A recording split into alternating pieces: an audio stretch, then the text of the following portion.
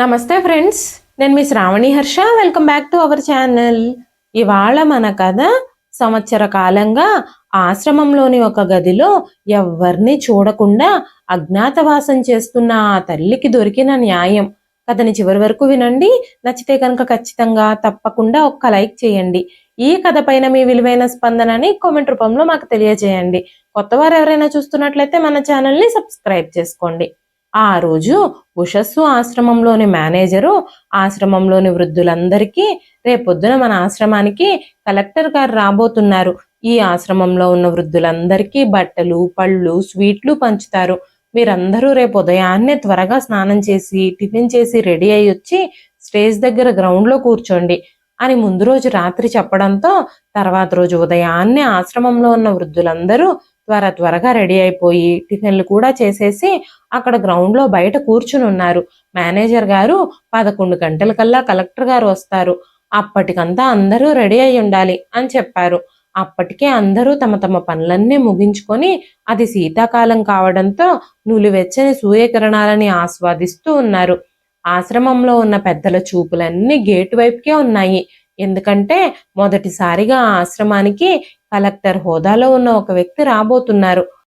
అక్కడున్న వృద్ధులలో ఒకరైన విశ్వనాథం గారు అక్కడున్న మిగతా వాళ్లతో, కలెక్టర్ కావాలంటే చాలా బాగా చదువుకోవాలి, ఎలాంటి డీవియేషన్లు లేకుండా కేవలం చదువు మీద దృష్టి పెడితే మాత్రమే కలెక్టర్ అవ్వగలరట. ఒక్క రోజును కూడా వృధా చేయకుండా జాగ్రత్తగా చదివితేనే అంత మంచి స్థాయికి రాగలరు అని మాట్లాడుతూ ఉండగానే మిగిలిన వృద్ధులందరూ, ఏంటి విశ్వనాథం, కలెక్టర్ అవ్వడానికి ఎంత కష్టపడాలో నీకెలా తెలుసు అని అడగగానే విశ్వనాథం గారు, నాకు తెలుసు, మేము ఊర్లో ఉన్నప్పుడు మా పక్కింట్లో ఒక స్కూల్ టీచర్ ఉండేవాళ్ళు. ఆయనకు ఒక కొడుకు కూతురు ఉన్నారు. వాళ్ళిద్దరూ రోజంతా చదువుకుంటూనే ఉండేవారు. నేను ఎప్పుడు చూసినా కూడా మిగతా పిల్లల్లా అల్లరి చేయడం, ఆటలాడడం వాళ్ళిద్దరూ చాలా తక్కువగా చేసేవారు. ఆ పిల్లల్ని నేను ఎప్పుడు అడిగినా కూడా వాళ్ళు నవ్వుతూ, మావయ్య, మేం పెద్దయ్యాక పెద్ద కలెక్టర్లో అవ్వాలనుకుంటున్నాము, కలెక్టర్ అవ్వాలంటే బాగా చదువుకోవాలని, టైం వేస్ట్ చేయకూడదని మా నాన్న ఎప్పుడు చెప్తూ ఉండేవారు. రోజు సాయంత్రం మాకు ఆడుకోవడానికి 1 గంట టైం ఇస్తారు. ఆ టైంలో ఆడుకుని మిగతా టైం అంతా చదువుకుంటాము అని చెప్పారు. అప్పుడే మా పక్కింట్లో ఉన్న సోమశేఖర్ గారు కూడా నాతో, విశ్వనాథం గారు, మా పిల్లలిద్దరికీ చదువు అంటే చాలా ఇష్టం, వాళ్ళిద్దరూ చాలా తెలివైన వాళ్ళు, ఇంకా చాలా షార్ప్ కూడా, అందుకే నేను వాళ్ళని ఎప్పుడూ చదువుకోమని ఎంకరేజ్ చేస్తూ ఉంటాను. వాళ్ళిద్దరూ కలెక్టర్లు అవ్వాలని కోరుకుంటున్నారు. వాళ్ళ కోరికలు తీరే దిశగా నేను వాళ్ళని నడిపించడానికి ప్రయత్నిస్తున్నాను. మా పిల్లలిద్దరికీ చదువు అంటే చాలా ఇష్టం, అందుకే వాళ్ళిద్దరూ పగలు రాత్రి కష్టపడి చదువుతారు. మిగతా విషయాల్లో కూడా వాళ్ళిద్దరూ ముందే ఉంటారు. వాళ్ళిద్దరూ చెస్ ఆడతారు, క్యారమ్స్ ఆడతారు, ఆటలు కూడా ఆడతారు. కానీ టీవీలు, సినిమాలు, ఫోన్లు అంటూ టైం మాత్రం వేస్ట్ చేసుకోరు అని చెప్పారు. వాళ్ళు ఎప్పుడు చూసినా కూడా ఎక్కువగా చదువుకుంటూనే ఉంటారు, అందుకే నాకు తెలిసింది అని విశ్వనాథం గారు అనగానే పక్కనున్న తన స్నేహితులు, అయితే మరి ఆ పిల్లలు కలెక్టర్లు అయ్యారా అని అడగగానే, అమ్మాయి సంగతి నాకు తెలియదు కానీ వాళ్ళ అబ్బాయి మాత్రం కలెక్టర్ అయ్యాడు. మా జిల్లాకి తను కలెక్టర్గా రావడం విశేషం. ఆ అబ్బాయి కలెక్టర్ అయినప్పుడు అంగరంగ వైభవంగా అందరూ కలిసి తనని స్వాగతించారట. ఊళ్ళో వాళ్ళందరూ తనకు పూలమాలలు వేసి పెద్ద పండగలా చేశారట. సోమశేఖర్ గారు నాకు ఫోన్ చేసి ఈ విషయాలన్నీ చెప్పారు. విశ్వనాథం గారు, మీరు ఈరోజు ఊర్లో లేరు, నా కొడుకు కలెక్టర్ అయ్యాడు, ఊరంతా ఈ విషయాన్ని పండగలా సెలబ్రేట్ చేశారు, మీరు కూడా ఇక్కడే ఉండుంటే బాగుండేది. చిన్నప్పటి నుంచి మా పిల్లలకి మీరంటే చాలా ఇష్టం, నా కొడుకు సాధించిన విజయాన్ని మీరు కూడా చూసుంటే బాగుండేది, మీరు చాలా సంతోషించేవారు, వాళ్ళ విషయంలో చాలా గర్వపడేవారు కూడా అని సోమశేఖర్ గారు నాతో ఫోన్లో చెప్పారు. అనగానే విశ్వనాథం గారి చుట్టుపక్కలున్న వృద్ధులందరూ, మీరప్పుడు గ్రామంలో లేరా, మరెక్కడున్నారు అని అడగగానే విశ్వనాథం గారు ఆ ప్రశ్న వినగానే, నేను దురదృష్టవశాత్తు ఆ సమయంలో నా కొడుకు కోడలతో నగరంలో ఉండడానికి వెళ్ళాను. మా కొడుకు కోడలు మమ్మల్ని వాళ్లతో పాటు ఉంచుకుంటామని తీసుకెళ్లారు. మేం కొడుకు కోడలతో వెళ్ళిపోయాక ఊర్లో ఉన్న భూమిని, ఇంటిని అమ్మేసుకున్న కారణంగా మళ్ళీ తిరిగి ఊరికి వెళ్ళలేకపోయాము. ఊర్లో ఉన్న ఆస్తిపాస్తులన్నీ అమ్ముకొని కొడుకులిద్దరూ పంచుకున్నారు. కొడుకులు కోడళ్ళు అవసరాల్లో ఉన్నామంటే ఆ డబ్బు ఇచ్చేసాం మేము. ఇక ఊరికి వెళ్ళినా ఎక్కడుంటాము, ఏం తింటాము? అందుకే కొడుకు కోడలు బలవంతం వల్ల కొడుకు కోడళ్ళ దగ్గరే ఉండాల్సి వచ్చింది. కానీ పిల్లల మాటలు విని ఆస్తులన్నీ అమ్ముకున్న తరువాత మేము ఇబ్బందుల్లో పడ్డాము. ఎంత పెద్ద తప్పు చేశామో అప్పుడే మాకు అర్థమైంది. మెల్లమెల్లగా మా అవసరం తీరిపోయాక టీలో పడిన ఈగల్లాగా ఈ రోజు మేము బయటకు విసిరేయబడ్డాము. భార్యాభర్తలిద్దరము ఈ వృద్ధాశ్రమంలోనే తలదాచుకుంటున్నాము అని విశ్వనాథం గారు చెబుతూ ఉన్నప్పుడు విశ్వనాథం గారి మాటలు వినగానే పక్కనే కూర్చున్న వృద్ధులందరూ ఒక్కసారిగా షాక్ అయ్యారు. ఏంటి, మీరు మీ భార్య ఈ వృద్ధాశ్రమంలోనే ఉన్నారా? మీతో పాటు మీ భార్య కూడా ఇక్కడే ఉంటున్నారా? మేమెప్పుడు మీ భార్యని ఆశ్రమంలో చూడనే లేదు అని అడగగానే అందరి ప్రశ్నలు వింటున్న విశ్వనాథం గారు, అవును, నా భార్య తన గదిలో నుంచి బయటికే రాదు. భోజనం కూడా నేను తన గదిలోకే తీసుకెళ్ళిస్తాను. ఈ విషయాలన్నీ మేనేజర్ గారికి కూడా తెలుసు. నేను మేనేజర్ గారికి చాలా వివరించి చెప్పాను. తను గది నుంచి బయటకు రావడానికి అస్సలు ఇష్టపడడం లేదు. కొడుకు కోడళ్ల ప్రవర్తన వల్ల తన మనసు పూర్తిగా విరిగిపోయింది. అందుకే తను ఎవ్వరిని చూడ్డానికి కానీ ఎవరితో మాట్లాడడానికి కానీ ఇష్టపడడం లేదు. ఆవిడ మనసంతా చాలా దుఃఖం నిండిపోయింది. కొడుకు కోడళ్ళు చేసిన ద్రోహాన్ని తను భరించలేకపోయింది. అందుకే ఆ గదిలోనే మౌనంగా ఉండిపోయింది. తను ఆ గదిని విడిచిపెట్టి ఎప్పుడూ బయటికి రాలేదు. ఎవ్వరితోనూ మాట్లాడదు. తను ఒంటరిగానే తన జీవితాన్ని గడుపుతుంది. తను నాతో కూడా మాట్లాడడం మానేసింది. ఈ ఆశ్రమానికి మేమొచ్చి సంవత్సరం అయిపోతుంది. ఈ సంవత్సర కాలంగా నాతో కూడా తను మనస్ఫూర్తిగా మాట్లాడిందే లేదు. నేను ఎన్నిసార్లు బయటికి రమ్మని అందరితో కలవమని కాస్త మనసు తేలిక పడుతుందని చెప్పినా కూడా తను అస్సలు వినదు. అందుకే తనకు నచ్చింది చేయనీలే అని నేను కూడా తనని తన ఇష్టానికే వదిలేశాను. కొడుకు కోడలు ఇంట్లో తను ఏది కావాలంటే అది చేయలేకపోయింది. తన ఇష్టానుసారం ఉండలేకపోయింది. కానీ ఇప్పుడు కూడా ఇక్కడ కూడా నేను తన ఇష్టం వచ్చినట్టు ఉండనివ్వకపోతే తనకింక నేనేం విలువిచ్చినట్టు?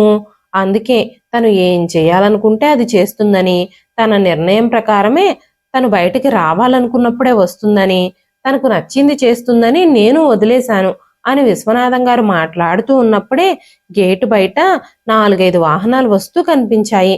ముందుగా పోలీసు వాహనాలు వచ్చి ఆగాయి. ఆ తర్వాత కలెక్టర్ గారి కారు ఆగింది. కారు నుంచి 4 పోలీసులతో పాటు కలెక్టర్ గారు కూడా దిగారు. కలెక్టర్ గారు గేట్లో నుంచి లోపలికి వస్తూ ఉండగానే వృద్ధాశ్రమంలోని వృద్ధులందరూ ఒక్కసారిగా సభా ప్రాంగణంలో కూర్చున్నారు. అందరూ ఆ కలెక్టర్ గారి వైపే చూస్తూ ఉన్నారు. లేత గులాబీ రంగు చీర కట్టుకుని ఒక 27-28 అమ్మాయి చాలా అందంగా సన్నగా చూడచక్కగా ఉంది. కారు దిగి లోపలికి వస్తూ ఉంది. ఆ కారు డ్రైవర్ని మరొక కారులో ఉన్న పండ్లు, స్వీట్లు, బట్టలు, మిగతా వస్తువులన్నీ వృద్ధాశ్రమంలోకి తీసుకురమ్మని ఆ డ్రైవర్కి ఆదేశాలిచ్చి ఆ కలెక్టర్ గారు సభా ప్రాంగణం వైపు నడిచారు. అక్కడ కూర్చున్న వారందరూ ఆ కలెక్టర్ గారి వైపే చూస్తూ ఉన్నారు. ఎవరైనా వృద్ధులు తనతో మాట్లాడాలనుకున్నా వాళ్ళకి అంతరాయం కలిగించకుండా పోలీసులు వాళ్ళెవ్వరినీ ఆపకుండా ఆ కలెక్టర్ గారు పోలీసులకి ఆదేశాలు ఇస్తున్నారు. ఆవిడ హృదయం కూడా చాలా మంచిదిలా కనిపిస్తుంది. ఆవిడ తన దగ్గరకు వెళ్ళిన వృద్ధులతో చాలా ప్రేమగా మాట్లాడుతుంది. కాసేపటి తర్వాత డ్రైవరు అక్కడ వృద్ధాశ్రమంలో ఉన్న వృద్ధులందరికీ పంచడానికి ఫ్రూట్స్, స్వీట్స్, ఇంకా బట్టలు మొత్తం తీసుకొచ్చారు. అందరూ లైన్లో కూర్చున్నారు. అందరికీ కలెక్టర్ గారు పండ్లు, స్వీట్లు, బట్టలు పంచడం ప్రారంభించారు. ఎందుకంటే ఆ రోజు ఆవిడ తల్లిదండ్రుల సంవత్సరీకం.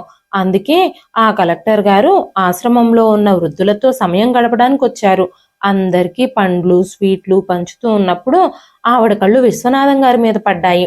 ఆ అమ్మాయి విశ్వనాథం గారిని చూడగానే, అంకుల్, మీరేంటి ఇక్కడున్నారు? మీరు ఇక్కడ వృద్ధాశ్రమంలో ఉండడం ఏమిటి అని అడిగింది. విశ్వనాథం గారు చాలా కష్టపడి ఆ కలెక్టర్ గారిని గుర్తించేందుకు ప్రయత్నాలు చేస్తున్నారు.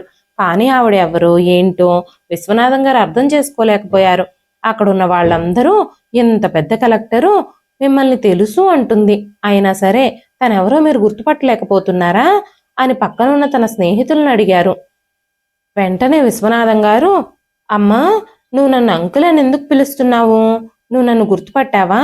నేనెవరో నీకు తెలుసా?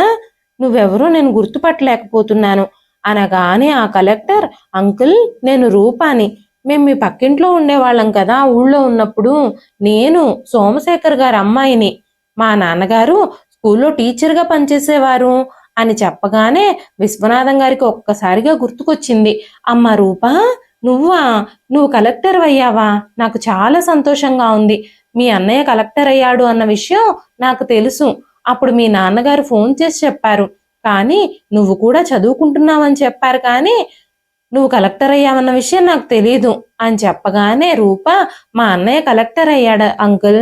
తన స్ఫూర్తితోనే నేను కూడా చాలా కష్టపడి చదువుకుని ఏడాది క్రితమే కలెక్టర్ని అయ్యాను అని చెప్పగానే, చిన్న పల్లెటూరులో మా పక్కింట్లో ఉండే నా కూతురు లాంటి నువ్వు కలెక్టర్ అయ్యావు అంటే నాకు చాలా సంతోషంగా ఉంది అంటూ తన చుట్టూ కూర్చున్న వాళ్ళందరికీ నేను ఇందాక ఎవరి గురించి అయితే మాట్లాడానో ఆ అన్న చెల్లెళ్ళిద్దరూ కలెక్టర్ అయ్యారట అని చాలా సంబరంగా చెప్తున్నారు. రూప విశ్వనాథం గారి పాదాలకి దండం పెట్టి ఆశీర్వాదం తీసుకుంది. అక్కడ చుట్టూ చూస్తున్న వాళ్ళందరికీ విశ్వనాథం గారు, రూప తండ్రి కూతుళ్ళేమో అనిపించింది. విశ్వనాథం గారు ఈ సంతోషకరమైన విషయం చెప్పడానికి అక్కడి నుంచి లేచి త్వరగా భార్య గదిలోకి వెళ్లారు. గబగబా జానకమ్మ గారి దగ్గరకు వెళ్ళి, జానకి, జానకి, నీతో ఒక విషయం చెప్పాలి. ఈ విషయం విని నువ్వు చాలా ఆశ్చర్యపోతావు. ఆ విషయం ఏమిటంటే, ఊర్లో మన పక్కింట్లో ఉండే సోమశేఖరం గారి అమ్మాయి రూప లేదు, తను కలెక్టర్ అయ్యింది. ఈ రోజు తనే మన ఆశ్రమానికి వచ్చింది. నన్ను మొదటి చూపులోనే గుర్తించింది. నువ్వు కూడా రూపాన్ని కలుద్దు గాని రా, తనతో మాట్లాడుతూ గాని. చాలా కాలంగా నువ్వు ఈ గదిని విడిచిపెట్టనే లేదు. కనీసం ఈ రోజైనా బయటకొచ్చి కాస్త జనాల్ని చూడు అంటూ మాట్లాడుతూ ఉన్నారు. అప్పుడే రూప చుట్టుపక్కల వాళ్ళందరినీ విశ్వనాథం అంకుల్ ఎక్కడికి వెళ్లారు అని అడిగింది. వెంటనే విశ్వనాథం గారి స్నేహితులు ఆయన తన గదిలో తన భార్యకి విషయాలన్నీ చెప్పడానికి వెళ్ళుంటారు. ఎందుకంటే ఆయన భార్య జానకమ్మ గారు ఈ ఆశ్రమంలోనే ఉన్నారు. కానీ సంవత్సర కాలంగా ఆవిడెప్పుడూ తన గది నుంచి బయటకు వచ్చిందే లేదు అని చెప్పారు. ఆ మాటలు విన్న రూప మేనేజర్ గారితో, మేనేజర్ గారు, విశ్వనాథం గారి గది ఎక్కడా? నన్ను ఆ గదికి తీసుకెళ్ళండి, నేను వాళ్ళని కలవాలి అని అనుకుంటున్నాను అని చెప్పగానే మేనేజర్ గారు రూపాని విశ్వనాథం గారి గది దగ్గరికి తీసుకెళ్లారు. విశ్వనాథం గారి గది లోపలికి వెళ్ళగానే రూప జానకమ్మ గారిని చూసి గబ్బగబ్బా వెళ్ళి ఆవిడ్ని కౌగిలించుకుంది. సంవత్సర కాలంగా ఆవిడ ఎలాంటి ప్రేమ కోసమైతే ఎదురు చూస్తుందో అలాంటి ప్రేమ ఆవిడికి ఈ రోజు దక్కటంతో ఆవిడ కాస్త సంతృప్తి చెందింది. జానకమ్మ గారు రూప తన మీద చూపిస్తున్న ప్రేమకి కన్నీళ్లు పెట్టుకున్నారు. విశ్వనాథం గారి కళ్ళు కూడా నీళ్లతో నిండిపోయాయి. చాలా రోజుల తరువాత మా ఊరమ్మాయిని మేము చూస్తున్నాము, అది కూడా ఇంత పెద్ద పదవిలో అంటూ జానకమ్మ గారు కన్నీళ్లతో అన్నారు. వెంటనే రూప జానకమ్మ గారి చేయి పట్టుకొని ఆవిడ్ని కుర్చీలో కూర్చోబెట్టి, ఆంటీ, మీరు చాలా రోజుల క్రితమే ఊరు వదిలి వెళ్ళిపోయారని నాన్న చెప్పారు. కొడుకు కోడలతో కలిసి ఉండడానికి వెళ్లారు అని నాన్న నాతో అన్నారు. కానీ మీరిప్పుడు ఆశ్రమానికి ఎందుకు వచ్చారు? మీ కొడుకు కోడలు నగరంలో ఉంటున్నప్పుడు మీరు వాళ్ళకి ఇంత దూరంగా వచ్చి ఇక్కడ ఆశ్రమంలో ఉండాల్సిన అవసరం ఏమొచ్చింది? మా అమ్మా నాన్నలు గ్రామంలో ఉన్నప్పుడు వాళ్ళని నేను చాలాసార్లు అడిగాను. కానీ మీరిద్దరూ కొడుకులతోనే నగరంలో ఉంటున్నారని వాళ్ళు నాతో చెప్పారు. ఊర్లో భూములు, ఇల్లు అన్ని అమ్మేసి వెళ్ళిపోయారు కాబట్టి ఇక తిరిగి ఎప్పుడు ఈ ఊరికి రాకపోవచ్చు అని కూడా మా నాన్న నాతో చెప్పారు. చిన్నప్పటి నుంచి మీరు నన్ను, అన్నయ్యని చాలా బాగా చూసుకునేవారు. మీరు ఈ పరిస్థితుల్లో ఉన్నారంటే నాకు చాలా బాధగా ఉంది. మిమ్మల్ని ఇలా చూస్తానని నేను అస్సలు అనుకోలేదు. మా అన్నయ్యకి నాకు మీరంటే చాలా ఇష్టం. ఆ రోజుల్లో జానకి ఆంటీ ఏం చేసినా కూడా తినడానికి మా కోసం పంపిస్తూ ఉండేది. ఆవిడ పాయసం, పులిహోర, గారెలు వండిందంటే ఖచ్చితంగా మమ్మల్ని కూడా పిలిచి భోజనం పెట్టేది. నాకు బొబ్బట్లంటే చాలా ఇష్టమని ఆవిడ ప్రత్యేకించి వాటిని చేసి పెట్టేది నాకు. మీకు 2 కొడుకులు అవ్వడం వల్ల మీరు చిన్నప్పటి నుంచి నన్ను కూతురులా భావించేవారు. జానకి ఆంటీ రోజు నాకు 2 జళ్ళు వేసేది. గార్డెన్లో పూలన్నీ కోసి మాల కట్టి నా జల్లో పెట్టేది. చిన్నప్పటి నుంచి నేను కూడా మిమ్మల్ని ఇద్దరిని అమ్మా నాన్నలతో సమానంగానే చూశాను. కానీ మీరిద్దరూ ఊరు విడిచి వెళ్ళిపోయారని తెలిసినప్పుడు నేను కూడా చాలా బాధపడ్డాను అని రూప మాట్లాడుతూ ఉన్నప్పుడు జానకమ్మ గారు కొంచెం సేపు మౌనంగా ఉన్నారు. ఆమె ప్రశాంతంగా ఉండి ఇప్పుడు నేనేం చెప్పాలి, ఇప్పుడు మా అదృష్టం అంతా చెడిపోయింది, మా విధిలో దేవుడు ఇలాంటి కష్టాలు రాశాడు, వయసులో ఉన్నన్ని రోజులు పిల్లల కోసమే కష్టపడ్డాము, వాళ్ళ చదువుల కోసమే పగలు రాత్రి చెమటని రక్తంగా మార్చి వాళ్ళని పెంచి ప్రయోజకుల్ని చేశాము, 2 కొడుకులు పెద్ద పెద్ద కంపెనీల్లో ఉద్యోగాలు సంపాదించారు, కానీ ఈ రోజున వాళ్ళిద్దరూ మేం పడ్డ కష్టాలన్నీ మర్చిపోయారు, మా భార్యాభర్తలిద్దరం వాళ్ళ కోసం ఎంత కష్టపడ్డామో, వాళ్ళకి చదువులు చెప్పించడానికి మేమెంత తాపత్రయపడ్డామో అన్నీ మర్చిపోయారు వాళ్ళు.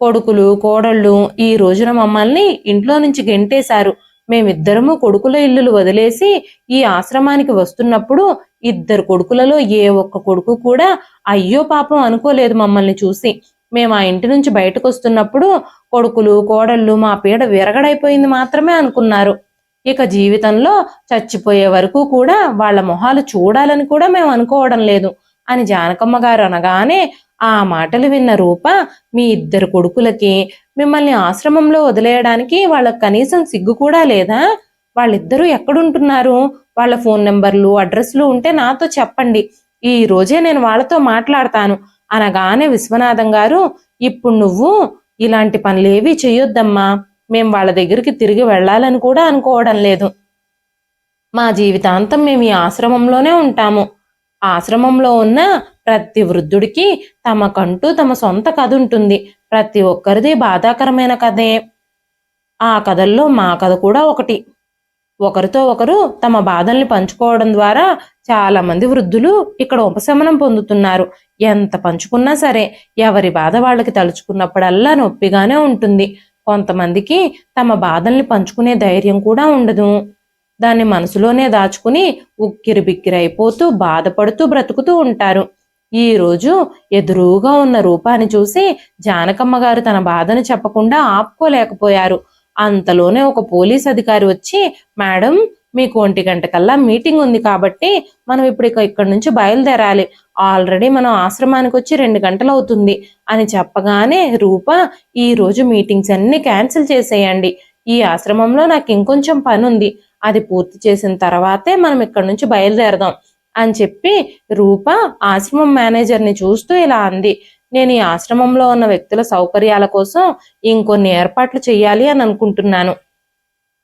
ఈ వృద్ధులందరికీ భోజనం ఇంకా వసతి సదుపాయాల కోసం నేను మెరుగైన ఏర్పాట్లు చేయాలనుకుంటున్నాను, అంతేకాకుండా విశ్వనాథం అంకుల్ని జానకి ఆంటీని నాతో పాటే మా ఇంటికి తీసుకెళ్ళాలి అని అనుకుంటున్నాను, దీనికోసం మీ అనుమతి పొందాలి అని అనుకుంటున్నాను, మీరు ఒప్పుకుంటే వాళ్ళిద్దరూ కూడా ఒప్పుకుంటే నేను వాళ్ళని నాతో పాటు ఇంటికి తీసుకెళ్తాను, వాళ్ళిద్దరితో మాట్లాడి నేనే ఒప్పిస్తాను, వాళ్ళిద్దరికీ సంబంధించిన ఫార్మాలిటీస్ అన్ని మీరు పూర్తి చేయండి అని రూప ఆశ్రమం మేనేజర్తో మాట్లాడుతూ ఉండగానే విశ్వనాథం గారు రూప వైపు చూస్తూ, అమ్మ రూప, మాకు ఇక్కడ బాగానే ఉంది, మేమిక్కడ ఈ ఆశ్రమంలో ప్రశాంతంగానే బ్రతుకుతున్నాము, జరిగిపోయిన గతాన్ని మర్చిపోయి ఇప్పుడిప్పుడే అందరితో కలిసి ప్రశాంతంగా ఉంటున్నాము, అయినా మీ ఇంట్లో ఉండడానికి మాకేం హక్కు ఉందని, మేము ఏ హక్కుతో మీ ఇంటికి వస్తాము అనగానే రూప, అంకుల్ మీకు ఏ హక్కు ఉందని మీరు ఈ ఆశ్రమంలో జీవిస్తున్నారు, నా మాట వినండి, నాతో పాటు రండి అంటూ రూప విశ్వనాథం గారిని జానకమ్మ గారిని ఒప్పించే ప్రయత్నం చేస్తుంది, అప్పుడు జానకమ్మ గారు, అమ్మ రూప, నీలాంటి కూతుర్ని కలిగి ఉన్నందుకు మీ అమ్మా నాన్నలు చాలా అదృష్టవంతులు, నువ్వు నీ తల్లిదండ్రుల్ని ఎప్పుడూ బాధ పెట్టకూడదని మేం కోరుకుంటున్నాము, అంతకంటే మాకు ఇంకేం కావాల్సింది లేదు అంటూ మాట్లాడుతూ ఉన్నప్పుడు జానకమ్మ గారి కళ్ళల్లో విశ్వనాథం గారి కళ్ళల్లో నీళ్లున్నాయి, అమ్మా రూప, నువ్వు అప్పుడప్పుడు మమ్మల్ని చూడ్డానికి ఆశ్రమానికి వస్తూ ఉండు, అంతే చాలు, అదే మాకు సంతోషం, మేము నీతో పాటు మీ ఇంటికి రాలేము అని మాట్లాడుతూ ఉండగానే రూప, అంకుల్ ఆంటీ, మీకు బహుశా ఈ విషయం తెలియకపోవచ్చు, రోడ్డు ప్రమాదంలో మా అమ్మా నాన్నలిద్దరూ సంవత్సరం క్రితమే ఈ లోకాన్ని విడిచిపెట్టి వెళ్ళిపోయారు, మా అమ్మా నాన్నలిద్దరు వర్ధంతి సందర్భంగానే నేను ఈరోజు ఆశ్రమంలో వృద్ధులందరికీ భోజనం పెట్టడానికి బట్టలు పంచడానికి ఇక్కడికి వచ్చాను, అన్నయ్య కూడా నాతో పాటు ఇక్కడికి వస్తానని చెప్పాడు, కానీ తనకేదో ఇంపార్టెంట్ వర్క్ రావడంతో అకస్మాత్తుగా ఆగిపోవాల్సి వచ్చింది, ఆఫీసర్ హోదాలో ఉన్న వ్యక్తికి తన పర్సనల్ లైఫ్ కంటే తన కర్తవ్యం నెరవేర్చడమే ముఖ్యం కదా, అందుకే మా అన్నయ్య ఈ రోజు ఇక్కడికి రాలేకపోయాడు, అంకుల్, నాకు గవర్నమెంట్ ఒక పెద్ద బంగ్లా ఇచ్చింది. కానీ ఆ బంగ్లాలో నేను ఒంటరిగా ఉంటున్నాను. మీరు కూడా నాతో పాటు వస్తే నేను చాలా సంతోషిస్తాను.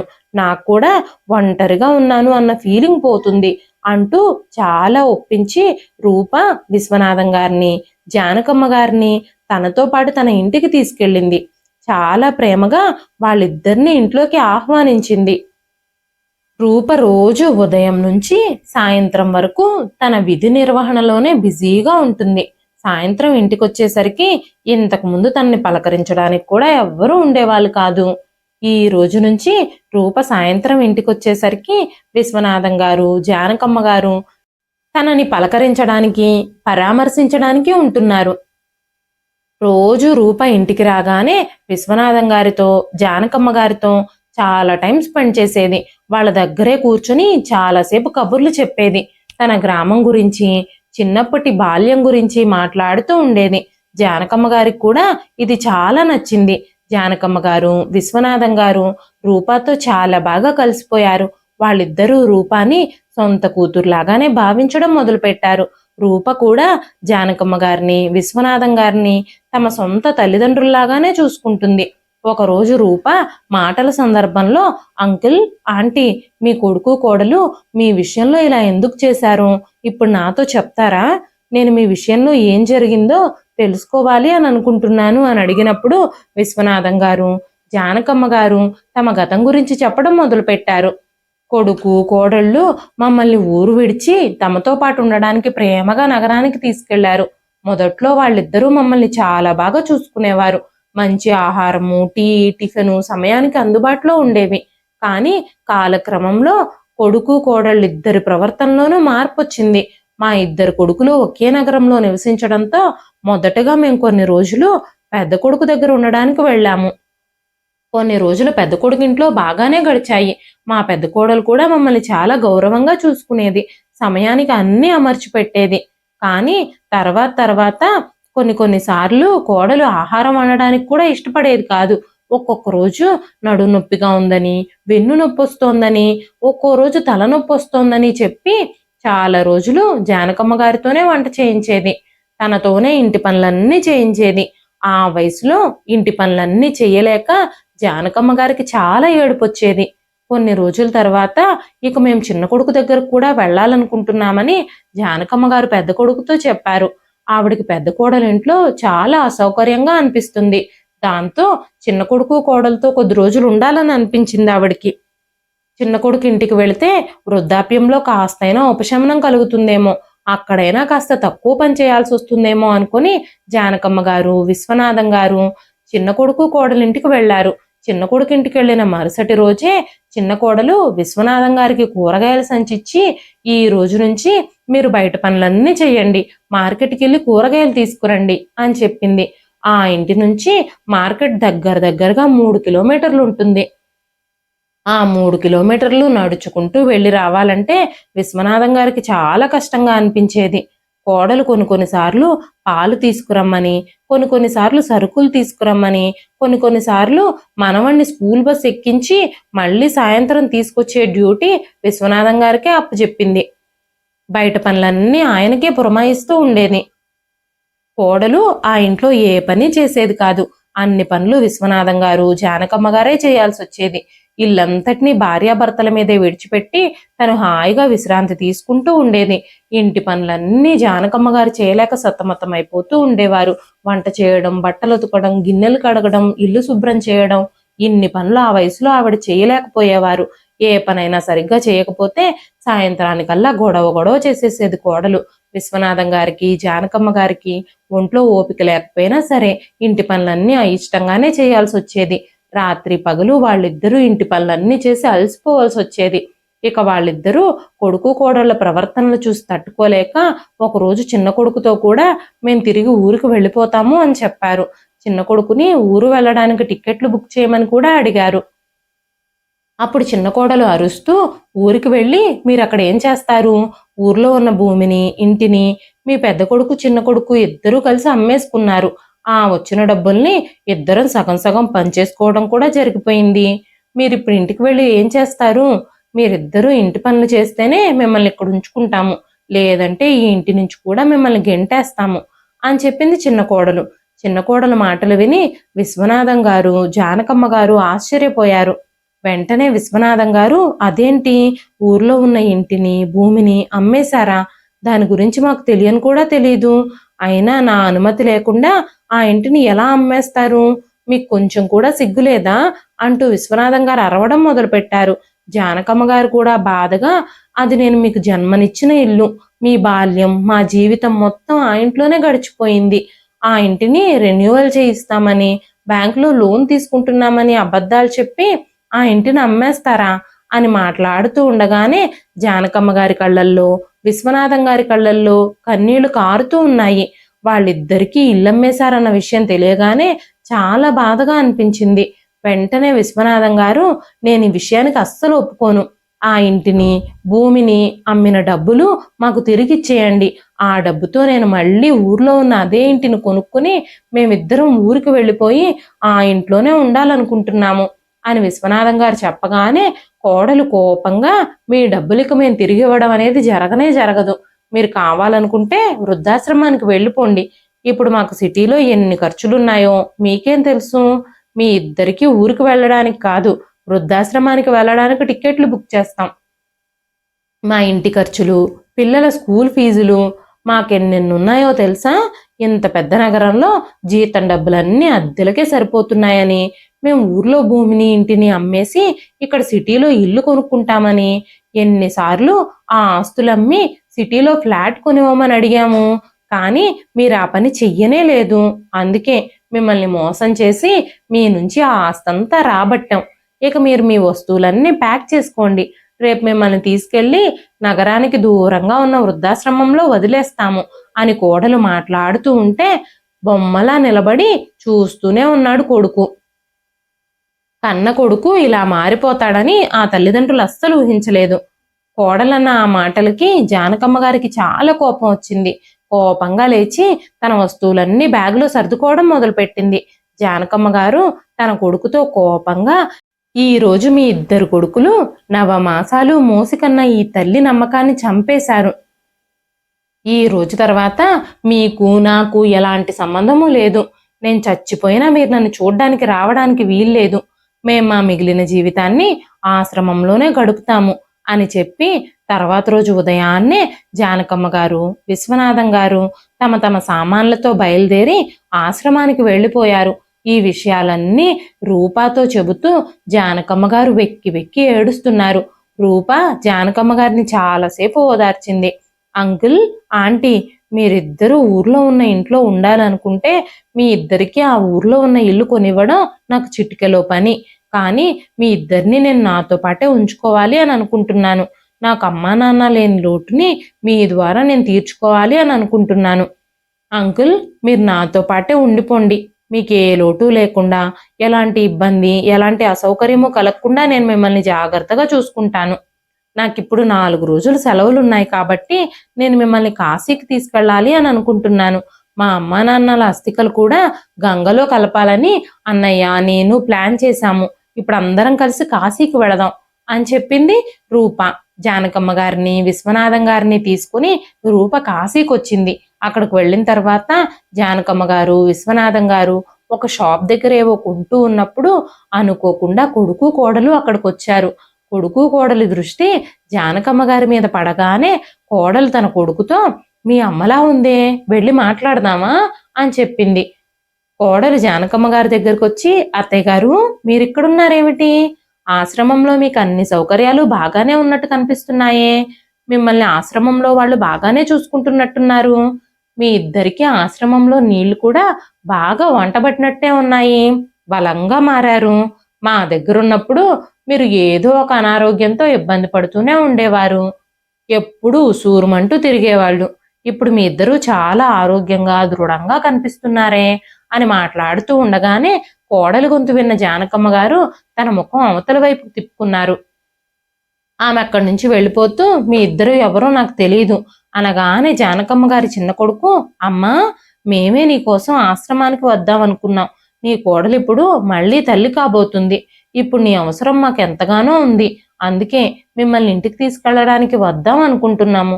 ఇప్పుడు మీరిద్దరూ మాతో పాటు రండి, వృద్ధాశ్రమంలో నేను మాట్లాడతాను, ఆ మేనేజర్ దగ్గర నేను పర్మిషన్ తీసుకుంటాను అంటూ మాట్లాడుతూ ఉన్నాడు కొడుకు.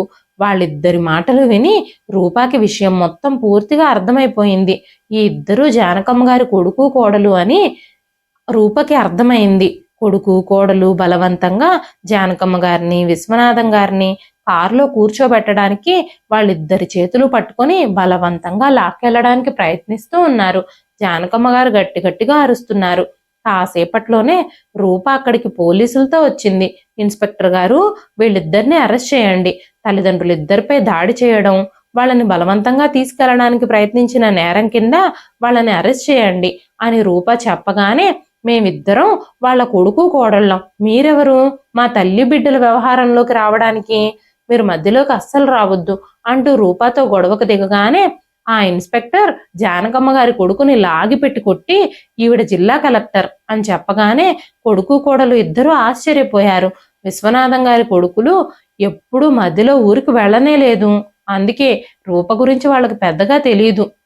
ఆ రూప కలెక్టర్ అన్న విషయం తెలియగానే కొడుకు కోడలు ఇద్దరూ భయంతో వణికిపోయారు. వెంటనే జానకమ్మ గారికి విశ్వనాథం గారికి క్షమాపణ చెప్పడం ప్రారంభించారు. జానకమ్మ గారు వెంటనే తన కొడుకు కోడలని దూరంగా నెట్టి, మిమ్మల్ని చూస్తూ ఉంటే మిమ్మల్ని నా కొడుకు కోడలు అని చెప్పుకోవాలంటే నాకు సిగ్గుగా అనిపిస్తుంది, ఇలాంటి కొడుకుని కన్నందుకు నా మీద నాకే అసహ్యంగా ఉంది అని జానకమ్మ గారు అనగానే జానకమ్మ గారి కొడుకు కోడలు ఆవిడ కాళ్ళు పట్టుకొని, అత్తయ్య గారు, నేను ఇప్పుడు తల్లిని కాబోతున్నాను, నా భర్త జైలుకు వెళ్తే నా జీవితం నాశనం అయిపోతుంది, మీ కొడుకు గురించి కోడలు గురించి కాస్త ఆలోచించండి అనగానే జానకమ్మ గారు, నీకు కూడా నా కొడుకు లాంటి కొడుకే పుట్టాలి, నువ్వు కూడా ఏదో ఒక రోజు వృద్ధాశ్రమంలో ఉండాలి, అప్పుడే మా బాధ ఏంటో నీకు అర్థం అవుతుంది, నీలాంటి వాళ్ళు అత్తామామల్ని తల్లిదండ్రుల్ని ఏం చేస్తారు, మీలాంటి వాళ్ళు క్షమాపణకి అర్హులే కాదు అన్నారు జానకమ్మ గారు. చాలా ప్రాధేయపడిన తరువాత జానకమ్మ గారు కొడుకుని కోడల్ని క్షమించి జైలుకు పంపించకుండా వదిలిపెట్టారు. కానీ వాళ్ళ ఇంటికి వెళ్ళిన వెంటనే ఒక్కసారిగా వాళ్ళ జీవితాల్లో ఒక ఆటం బాంబే పేలింది. పెద్ద కొడుక్కి చిన్న కొడుకుకి కోర్టు నుంచి నోటీసులు వెళ్ళాయి. తల్లిదండ్రులు ఇద్దరిని మోసం చేసి ఊర్లో ఉన్న భూమిని ఇంటిని అమ్మేసి పంచుకున్న డబ్బులన్నీ తిరిగి తల్లిదండ్రులకి చెల్లించాలని, లేదంటే చట్టపరమైన చర్యలు తీసుకోబడతాయి అని ఆ నోటీసులో ఉంది. ఆ పేపర్లని రూప, విశ్వనాథం గారు ఇంకా జానకమ్మ గారు అనుమతులతో లాయర్ ద్వారా కొడుకులకు పంపించింది. లీగల్ నోటీసులు చూడగానే కొడుకులు కోడళ్ళు ఇద్దరూ వణికిపోయారు. వాళ్ళు కొనుక్కున్న ఆ ఇల్లులు అమ్మేసి అతి కష్టం మీద డబ్బు తిరిగిచ్చారు. తల్లిదండ్రుల విషయాల్లో కొడుకులు కోడళ్ళు చేసిన ద్రోహాలకి ఇప్పుడు వాళ్ళ అత్యాశకి తగిన ఫలితం అనుభవిస్తూ ఉన్నారు. కొడుకులు కోడళ్ళు కుటుంబాలతో కలిసి రోడ్డున పడ్డారు. జానకమ్మ గారు విశ్వనాథం గారు రూపాతో కలిసి సంతోషంగా జీవిస్తున్నారు. జానకమ్మ గారు సంవత్సరం పాటు ఆశ్రమంలోని గదిలో చేసిన అజ్ఞాతవాసానికి ఈ రోజు ఆవిడికి న్యాయం జరిగింది. ఇదండి ఈ రోజు కథ. ఈ కథ మీకు ఎలా అనిపించింది? కథ నచ్చితే ఒక్క లైక్ చేయండి. ఈ కథ పైన మీ విలువైన స్పందనని కామెంట్ రూపంలో మాకు తెలియజేయండి. మరెన్నో ఇలాంటి ఇంట్రెస్టింగ్ కథల కోసం మన ఛానల్ని సబ్స్క్రైబ్ చేసుకోండి. మరొక మంచి కథతో మళ్ళీ కలుస్తానండి. అంతవరకు సెలవు.